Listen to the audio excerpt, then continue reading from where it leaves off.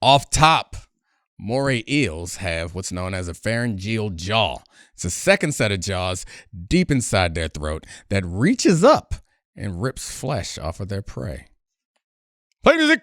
This is the Domonique Foxworth Show. Welcome to the Domonique Foxworth Show.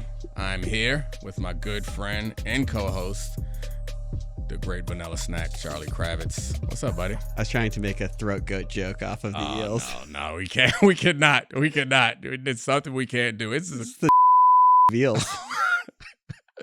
Oh, tough decision on Brian's hands right there. You gave Brian a tough decision. Hey, that's just a fact. Just Google it. I know it's not a fact. It's a story. Yeah, it's been corroborated enough. All right. Okay. Anyway, I mean, it can't be a fact. It's an opinion. Oh, it's fair. Yeah, it can't be a fact, but it may be true, maybe false. Either way, it's pretty cool. They're like the alien creatures. I don't know. I thought it was interesting. You seem unimpressed. No, eels are fascinating. I either was going to go with that or that polar bear's skin is actually black. I knew that one. Yeah, which I didn't think was as surprising. And also, like, what? I feel like I rely on race jokes too much, and I would have teed you up for a race joke. What's your opinion on unagi? You big eel guy? I'm not a big eel guy. You like eel? You know, I don't. Okay. But I think it's because I know it's eel. No, it's also gross. I like eel sauce. What's the grossest thing you've ever eaten, or most unusual thing? When I was in Brazil for, like, we had this work trip, Brazil. Anyway, we went to some fancy restaurant and we had lemongrass ants. They were delicious and crunchy. I was gonna say I've had cricket taco, but the grossest thing when I was 14, someone bet me $50 to eat a live cicada. You're that guy? Oh, man, I'm losing respect for you. Like, I went to a new high school. I was a new kid. Wanted some friends. No, that's not how you get friends. Certainly wasn't. How long did it take you to shake because that's like your first impression. If you're the guy that they known since he was 10 and you eat an eel, then you're like, remember that time Charlie ate an eel. But if they just meet you, I mean, not an eel, cicada. If they just meet you and the first thing you do is like, hey, I'm the guy who eats the cicada. They're just cicada eating guy. I went to all boys school. Okay, so it was a lot of imbeciles doing stuff. Yeah. That was forgotten instantly. Instantly. Oh, man. All boys schools. That's the problem. It's the best. I don't know. I haven't been there, but fortunately, I would have revolted if my parents tried to send me to You would have loved it. You think so? Yes. Nah. Especially being like amazing at sports. Your life would have been incredible. You know who likes incredible athletes even more than chicks? Dudes. Why do you sound like? Oh, you sound like Bass Pro Shop. I thought you were gonna say I sounded like Timberlake's character in The Social Network. You know, it's cooler than $1 million, $1 billion. Oh, yeah. So one of the best things about being good at sports is that you don't have to have any, like, the toughest thing about, like, meeting girls when you're young, or women, I guess, even when you're older, I don't know, like, I've been married for a long time, is, like, the icebreaker. It's pretty good when you're in high school to be a good athlete. I don't need no more male friends. Like, I think being an awesome athlete at school with people you find attractive is much better to be an awesome athlete at school with a bunch of hard legs. I'm good. I think that's almost certainly true. I was just talking about ease of life. Oh, okay. Because 100% of the student population will idolize you because you're good at sports at an all-dude school. Agreed.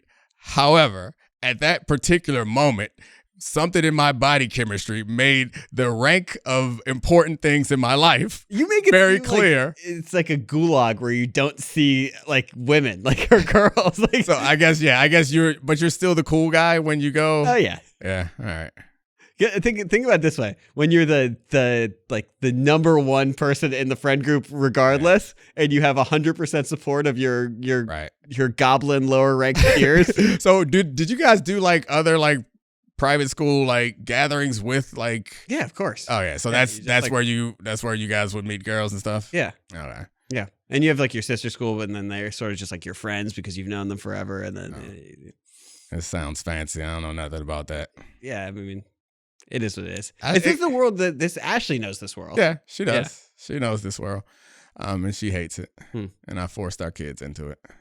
Great education. I went to college and I was like, this shit's easy. Yeah, that's the thing is like when I think my junior year, I had to write a 20-page paper in college. And that was like the first time I had to write a paper longer than like 3 pages, which like Ashley is a similar situation in that she was writing 20-page papers in middle school and in high school. And then in college, Maryland was just easy for her. That was not for me. I mean, it wasn't hard. Shout out to Miss Denizé from St. Albans English. Your freshman year spring break, you have to write 38 half-page essays on Great Expectations. Damn. I'll never forget Miss Havisham or Pip. Oh my gosh. What type of person decides to be a English teacher at an all-boys school? That is a saint of a woman. Yeah, I cannot imagine dealing with you.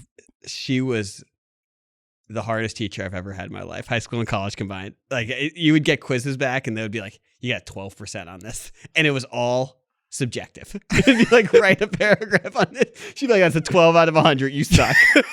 Get you ready for the real world. Yep. Speaking of the real world, should we talk about actual sports and not just talk about Let's do it. High school English teacher? So the Celtics, they're NBA champions. They are. That team rules. They are really good. And our perception of that team, did it shift over the course of the playoffs? Like they just marched through everyone, but not in a traditional way.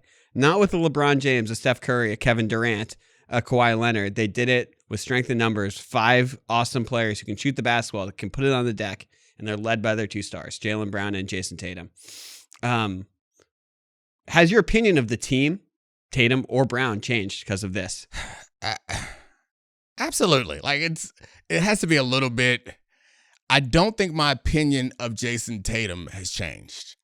However, the way that we're going to talk about Jason Tatum has to change.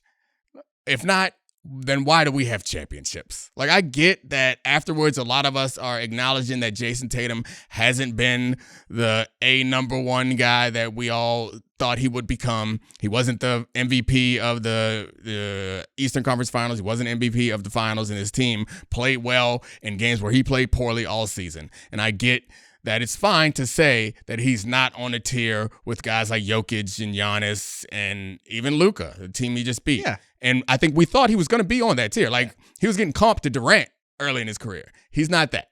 No. So I think our opinions of him are not going to change the way that we expected him to change. But the way that we've seen this team just dominate everybody, we have to. Like, it's absurd to pretend like what we saw happen didn't just happen. So my opinions on Jason Tatum and Jaylen Brown changed. Yeah. Not in the way a traditional star's opinion changed after they win the title. Right. I don't elevate them into a tier of like that type of first ballot Hall of Fame, put the team on my back guys. What I look at them is Jaylen Brown's player development, even after his massive contract, is amazing. He improved as a ball handler, a jump shooter, as a defender even. He had been down defensively for a couple years. And Tatum and Brown as a tandem, I think they did one of the more difficult things to do, which is they completely moved ego to the side as basketball stars. Like, this is a team that could win with them doing different things than what's traditionally asked for from their superstars. And that takes a lot of sort of self-reflection to be okay doing that when you're Jason Tatum, to be the guy to be okay doing that when you're someone who's usually a top 5 MVP candidate who's made multiple All-NBA teams. And he's someone who, yeah, he had a bad game too, right, and didn't shoot the ball that well at the rim and was really frustrated. And I think that was annoying to Boston fans. And it was something to seize upon for the First Takes of the world, being like, is Jason Tatum elite? Yeah, he's elite. He's elite. He's an incredible basketball player. He is not a traditional guy who you can put the team on your back the way Luka or Jokic or Durant or LeBron are. That makes me think of Steph and Klay, like this tandem, this pair that have somewhat similar skill sets, were drafted around the same time, or play for the same team for what looks like is going to be their entire careers for Steph and Klay, and probably also for Brown and Klay just unfollowed the Warriors on Instagram. Okay, well, we'll get to that when we get to it. And the same for probably Tatum and Brown. But that also reminds me of, and we say this in such a complimentary way and such a negative way for other players. So, like, in this age that I think we've transitioned out of, honestly, of like crazy player movement. there's so much judgment, negative judgment placed on players who moved around like that. And we celebrate the guys who stayed. Whereas I normally would say, like, the guys who moved around because they were in unstable places. Like, they moved around because they needed something else. Maybe the moves were right or wrong, weren't right, but it doesn't matter. But I do think... You're talking specifically LeBron and Durant? Yeah. Okay. Pretty much LeBron, Durant, I guess Harden too. Yeah. Like these big name guys that I think get hit with this judgment. But anyway, that's not where I wanted to go with this. I wanted to go to the point that you were making about Brown's improvement and about Tatum and Brown being unselfish. I think they deserve the lion's share of credit for that.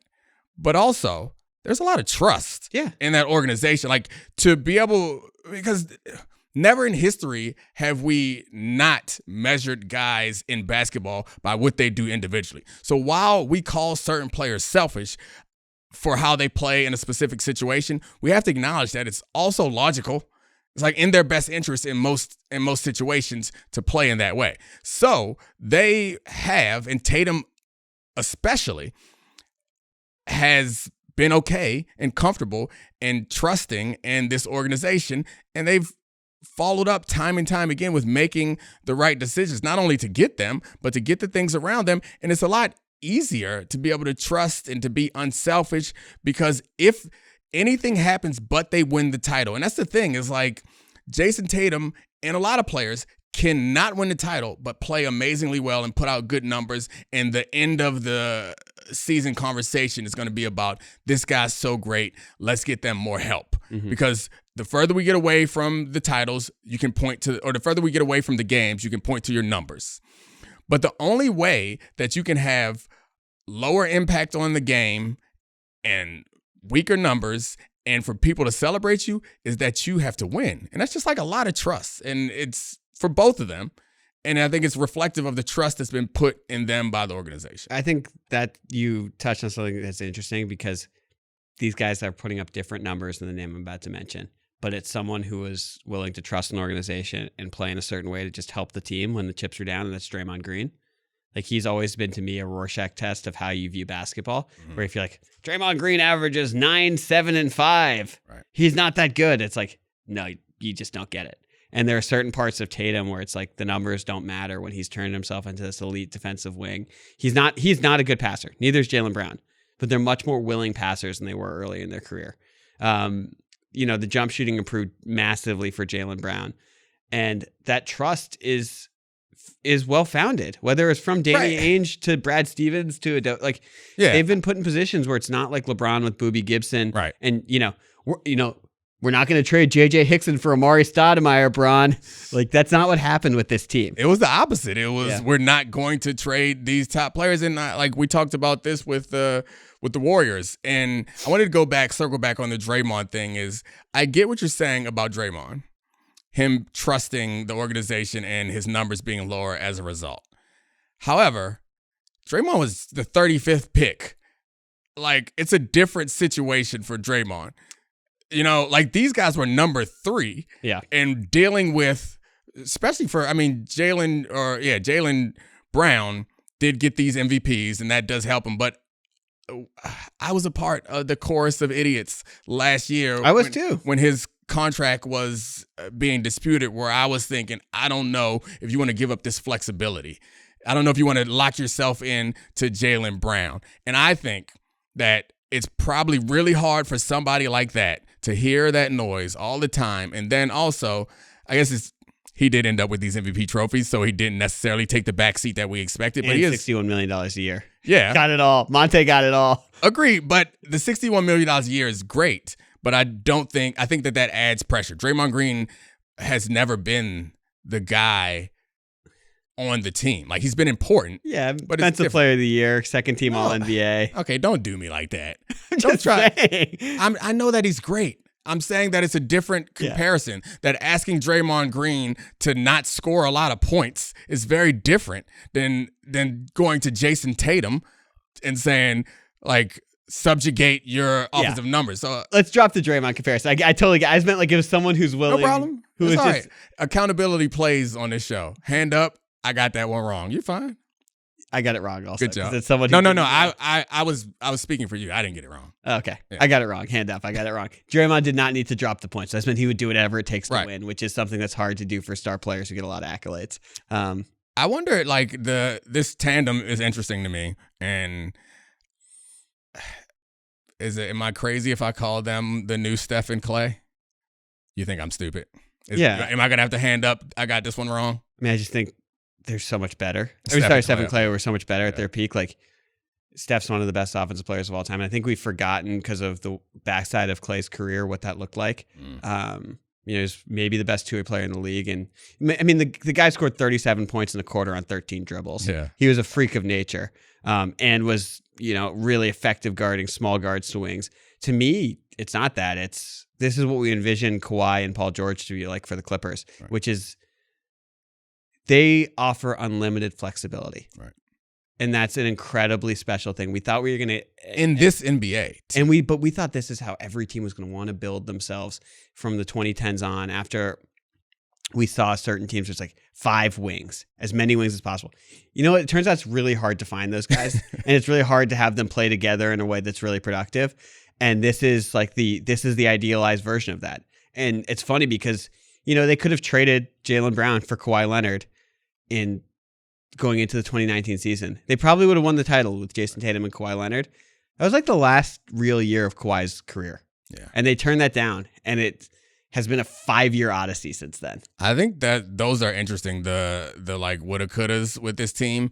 And that's true of every team. Like I think Brad Stevens deserves a ton of credit for the decisions that he's made, but there are lots of decisions. And Danny Ainge deserves a ton of credit for fleecing the Nets to start this all off. And then fleecing the 76ers. And then fleecing the 76ers to move back from Fultz and still end up getting Tatum. But there are like a lot of dumb things that they could have done that they tried to do that didn't work out. And I think those still fall under Danny Ainge's tenure, right? That's attempting to trade for Paul George. It's the Kawhi one falls in there too. The Kawhi one. But they chose not to do the Kawhi one. Okay. Justice Winslow. They tried to trade 5 first-round picks for Justice Winslow, which would have kept them out of the Jason Tatum business. We talked about this. Yeah. Justice Winslow, face test all-star. You look at that guy, future MVP. So face test. I feel like you have to explain the face test. Okay, the face test is you can something look at that we do behind the scenes on the Domonique Foxworth Show, and it's just like if you don't know anything about a person and you see their face, are they great or not? Yeah, at their thing, and it's not attractiveness. It's just something about the look. I feel like they tend to be more attractive people. Yeah. So to be clear, Justice Winslow, pretty handsome man. He passed the face test. You see a headshot of Justice Winslow, that dude could ball.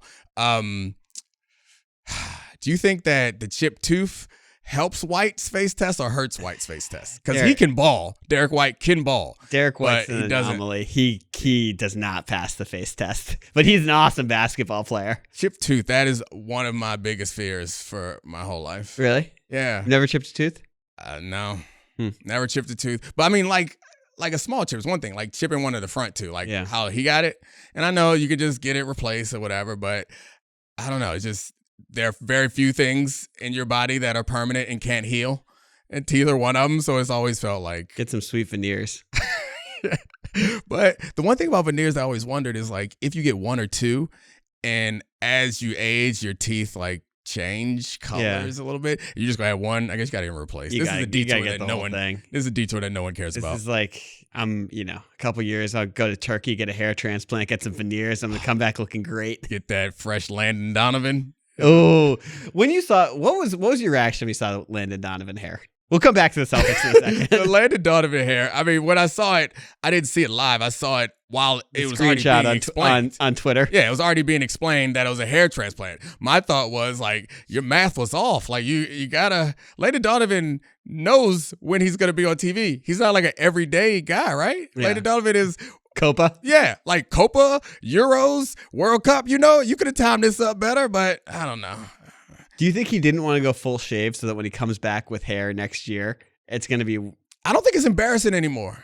I think what he had wasn't embarrassing at all? No, what he had is embarrassing. Like an upside-down L of hair? What he had was embarrassing. I'm saying hair transplants for men is no longer... Like, it was embarrassing at one point. No? No, I think it probably was. Yeah. I think people tried to hide it. It's not something that people hide anymore. It's like, I'm going to get these plugs. We're going to get it popping. I don't know. I don't think I want to, but these corners. We talk about these corners.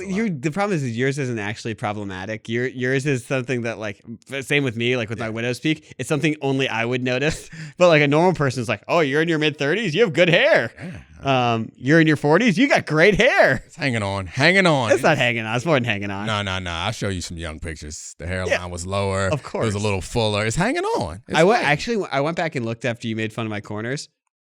Actually hasn't changed since my early 20s. I just have always had the widow's peak. got some bad corners. Not ideal. Now I'm just looking at the. You also got to talk in the microphone. Well, now I'm just looking at that actual image of me so I can check my own corners. Not great. Hanging in there. We're married. It doesn't matter. Back to basketball. You made the comparison to Kawhi and Paul George. Mine was Klay and Steph, and I think mine is also a bit about these two homegrown talents. Oh, yeah. I get what you're saying. Sure, yeah. But you're right. Like it's hard to find players like this, but I do think specifically in this current version of the NBA, this like flexibility that these players offer is exceptional. There's not a mismatch, and then you add Porzingis into it, and this team is going to be really good. Porzingis face test all-star because he looks like Ivan Drago. Who is the best? I mean, Luka. He passes the face test. Jokic fails the face. Fails it. But he's still great. And it's not just like a body. Like you look at Jokic's face, you don't think like that dude can ball. Just a headshot. Yeah. Fails it. Tim Duncan fails the face test. Yeah. Tatum passes face test. Tatum and Brown. Yeah, I agree with that. Brown is a conditional face test guy. Kyrie smashes the face test. Kyrie smashes it. Yeah. AI, Allen Iverson, face test all-star. Odell, all-time face test guy. Andre Iguodala.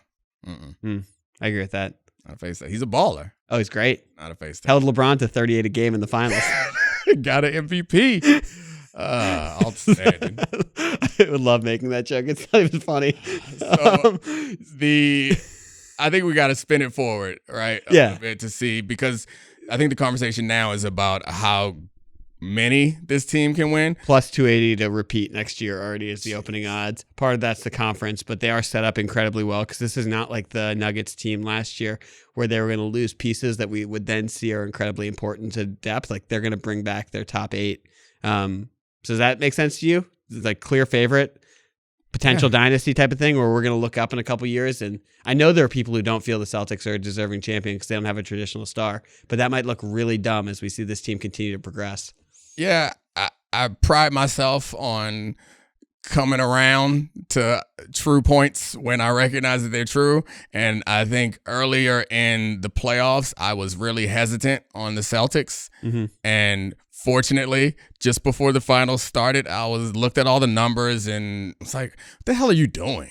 It seems great. Yeah. They are going to win the final. They're going to win the championship. Yeah. So I think that they should be favorites going forward, in large part because of how great their team is, and they're going to be able to keep it together at least next year for sure. But also because I think it looks like it's going to be an easier path for them to the finals than on the West. And they might lose in the championship, but I see them finding their way back to at least the conference finals next year and have a good chance of likely being in the championship again. Yeah, I mean, the West is a bloodbath. Yeah. Like the teams are so good. Memphis is going to be better next year. San Antonio is going to be better next year. Obviously, Oklahoma City, Denver, and Minnesota are set up to be incredible for years to come.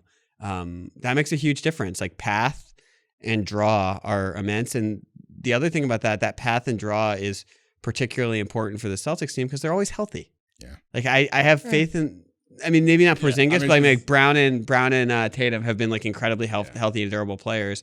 And so it's easier to trust them, being around next May and being ready to play through the postseason. I think we should do a little bit more exploration about how likely they are, because I think we talked about the Nuggets last year in the same way. I thought, yeah. Yeah. And like, this is they're going to get everybody back. This is a championship team. They don't even make it to the conference finals. Yeah, it's like, oh, Bruce Brown, Jeff Green, who cares? Right. Who are those players for the Celtics? Can they hold on to those players? What else could get in the way of them doing this? And it doesn't seem like it's going to be a team that gets in the way of it. Like the big question mark is, at least for next season, is Porzingis' health. And then getting surgery this week. Yeah. And then the question mark, and even if he wasn't getting surgery this week, he's going to miss games. Like it's just they're going to play him 45 games next year. Right. They need to maintain him in his body for the postseason. But then you get to the postseason and you have to play him every other night. It gets a little bit difficult. Yeah. But that's a big question mark. So we don't have an answer to that, but I do think they're bringing back the core that they need to have. Horford's old. The Druth is old.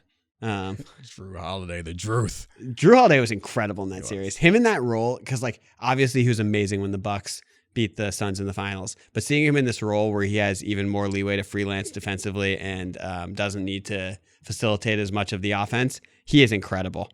By the way, incredible stat. The defending champ hasn't made it out of the second round since the 2018 Warriors the following year. Do you believe this? That's crazy. Do you believe this like parity line? Like I know everyone's been talking about how the last 6 champions have not been back for the NBA or haven't repeated an NBA, and there are no dynasties, and the new CBA has destroyed the dynasties. Do you believe that? And if so, then how can we be optimistic about the Celtics? I don't totally believe that. I think it's harder to have dynasties, but I think basketball is so star-driven that you're going to look up, and it might not be for a couple years, but there will be another dynasty. Like, you don't think it's this team, the Celtics team? It could be. Yeah. I don't know though. I mean, like I think I said this before. Like I think that the Nuggets are going to lurk around in a Spursy way for Jokic's prime. Like I think they're going to be competing for championships. Oklahoma City is set up incredibly well to be competing for championships for just like Boston is for a long, long time. The Mavs were a particularly difficult matchup, or a particularly easy matchup. Who's the team? Who are the teams on the West that the Celtics are going to have a tough time with? Like they matched up horribly with Denver this year, but obviously Denver didn't get there. You think OKC? Yeah, OKC's got so much flexibility and so many picks. Who knows what they'd look like with another superstar on their team? But they're far away. They got boat raced by the Mavs in a lot of those games. Joe Maz. Oh, face test loser after Udoka. Yeah. I mean, not even after Udoka. I think Joe Maz is not a face test guy, but it's all right. He coaches ass like he's a good coach now. I love Joe Maz. Joe Maz might be my favorite coach. He's so weird. And I know that you are deep into the Joe Maz lore. You're not only Joe Maz watches the town 4 times a week guy. You're into his MMA action and all this other foolishness. Him getting choked out by his jiu-jitsu teacher and then having like his press conferences where he goes like full Rain Man and just lists off 7,000 things that happen in a row. The guy's hilarious. And he's coaching on a torn meniscus, no less. Oh gosh. And then he's like, everything is, or every other question, he steers it towards religion. He's definitely gotten better though. Like he seems to have adjusted to like the timeouts were an issue at one point. The adjustments that they made in the game, his like willingness to come off of lineups and make changes. Like he's become a good coach, but it's still pretty. And I think this is not novel. I've heard people say this and read articles about this, but it bears repeating. He was dropped in a tough spot. As a young guy with no experience, Ime Udoka coached his off and is out. And then they drop this guy in there without his own staff, without the support. And then they have the playoffs that they had last year, and he comes back. Like it's an impressive job, and it's not a coincidence. It's not just a product of him having better players. Like he deserves credit for what he's accomplished this year. What do you think about this Mavs team moving forward? You think they'll be able to fill in the gaps? Do you think this is going to be something that changes Luka's fitness level? Luka, by the way, I'm glad this stuff quieted down because we should talk about Luka for a second. Like, it really quieted down after Game 4, and he played really well in Game 5 also. Yeah. I'm glad the narrative going into the offseason is not that Luka doesn't have it, because he clearly does. Yeah. He has to improve some things, but he's clearly an elite player. The narrative was never going to be Luka doesn't have it. So this is... That was your narrative after Game 3. No. Oh, he's so disappointing. He's so out of shape. He's choking in the finals. We need to hold it against him. That's my voice? Okay. All right. So I was... Do it in the finals, Luka. I wasn't. So I said, which is everyone agrees with, it's fair to criticize his defense. Oh, so yeah. Yeah. So I think that's what I said the narrative was going to be going into the offseason is that Luka's defense is a problem, and he has to address that. I still think that is going to be a narrative for them coming up next season, but it was tough because there's always this competition, I think, in my head to hold players to the same standard or hold them to a fair standard. And I don't think it's fair to drop this finals on Luka's lap because of his defense. However, that sometimes is the standard that we hold star players to, even if your team is worse. Like, if you get to the finals, you get deep in the playoffs enough times, at some point, it gets held against them. So I think that's where I am when we're talking about Luka. Is like, it's hard to watch this year's run and be like, Luka, get better. But it's also like hard to watch what has become his career or the duration of his career so far and not be like, all right, well, you got to do the next thing now. Yeah. And the next thing is not going to be how close he gets to it or whether he succeeds or not or wins a championship.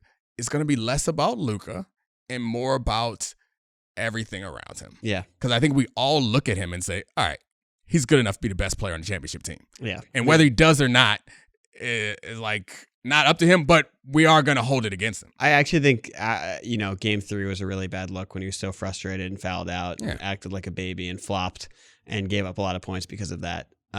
Like the back-to-back-to-back flops.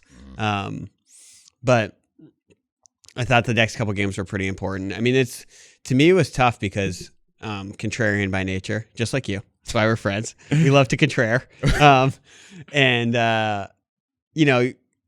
We all gave Kyrie a lot of pats on the back for being a more mature person. I'm going to use euphemisms for this. Yeah. What more mature and more stable person for this. But, he sucked in the finals. Yeah. He had one good game, and that was the game that Luka fouled out in. And, and he had 3 games in Boston. He shot 35% from the field, 17% from 3, averaged 14 points per game. And meanwhile, Luka was just chugging along with close to 30 a night when his team wasn't performing that way. So it's hard to drop it. And then we bang on Luka. Like, yeah. You got to play better defense. And then we're patting Kyrie on the back, being like, oh, look how nice you are now. We're so happy with who you've become. This is a fair criticism of us and our, story-minded flat brains where it's like everything's binary. This is a good guy or this is a bad guy. Okay, this year, Kyrie's a good guy. Yeah. So, all we have room for in our conversations about Kyrie is, the biggest story. And the most surprising thing about Kyrie is that he's been, introspective and polite and reasonable. That's the shock. The shock is not – that's a bigger shock and a bigger story than him stinking in Boston. And for Luka, the story is the thing that's surprising. The shock is that he's so bad at defense that they could put together 10-minute montages of him getting blown by. So you know what the story is? This is on you. We're going to pin it on you. You know what this reminds me of? This reminds me of the sad little insecure fat kid who shows up at school. What are you talking about me? Why are you talking about me like this? The first day of school is like, hey, I need some friends. I'm going to eat a bug. And then that's the first day of school. Oh man, I'm sorry. I feel like that joke actually hurt your feelings. No. I was just playing. No, I mean, look, I mostly agree with you. And also, part of it is Kyrie was so excellent in the Minnesota series, and Luka also defended in that series. So seeing Luka sort of revert back to a lot of things that were really frustrating about watching him, I think is an incredibly legitimate criticism. But I'm just happy they extended it from a sweep to a gentleman's sweep, so we got a little bit of heat off someone who had emerged as one of the best players in the NBA. Yeah, if he got swept, that would have been... If he had a game 4 like his game 3, it would have been a whole summer really rough on him. Of Luka needs to get in shape. Luka doesn't care enough. Remember he was drinking a beer after the championship. It would have been all fat calibers on Luka all offseason. For the record, he should still get in shape and become a better defender. I'm very pro if it's your job, get in better shape. I think that's okay. We'll wrap it up in a second. I can feel you getting restless. You're ready to go enjoy the sun. But get these ankles tanned. Do you think that this particular public pain, we all kind of accept that that's the the trajectory for stars in the NBA is they get some big heartbreak in the playoffs and then they come back different. Do you think that this impacts Luka and we get some version of him? And what do you, I guess never mind. I was going to say that like we don't come down on Jokic for being out of shape because he's not out of shape. He's not out of shape. Right. He's just doughy. Luka doesn't get that same respect because he looks tired and he complains a lot. Yeah, I mean, Jokic is one of the best floor running bigs ever in the NBA. I agree, but I think we do the same. We are judging Luka's conditioning in large part on the fact that he's not ripped. Oh, no, I think we're judging his conditioning because of defensive effort and defensive movement, not because of body type. Like, I think if he defended like Paul Pierce, we would not think of him that way. Paul Pierce was an excellent defender. Yeah. And also had a very Luka-like body. To me, that's a good question because there are two ways that Luka could go for it, which is I hear the criticisms, which would be a very American thing, or it could be the victory belongs to the most obstinate. Mm-hmm. And I have no idea where Luka's personality will fall in that because he's clearly a stubborn basketball player. Yeah. Yes, you do. Yeah.